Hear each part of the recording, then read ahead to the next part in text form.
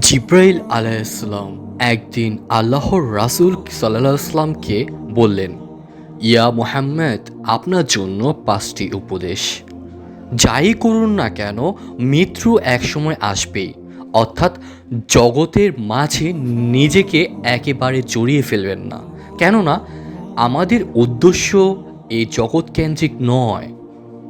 দ্বিতীয়ত, কাউকে যতই ভালোবাসুন না কেন, বিচ্ছেদ একসময় আসবেই।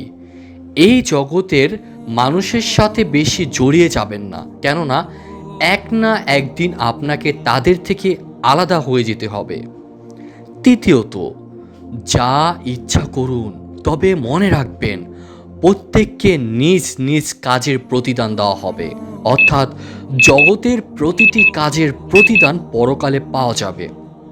চতুর্থ, জেনে রাখুন কিয়ামুল লাইল অর্থাৎ রাতের সলাতের মাঝে মুমিনদের মর্যাদা রয়েছে। পঞ্চমত, নিজের ইজ্জত, সম্মান, মর্যাদা এগুলোর জন্য মানুষের মুখাপেক্ষি না হওয়া। শারীরিক, মানসিক, আর্থিক, মনস্তাত্ত্বিক সব দিক থেকে অন্যের ওপর নির্ভরশীল না হওয়ার চেষ্টাতেই প্রকৃত সম্মান নিহিত।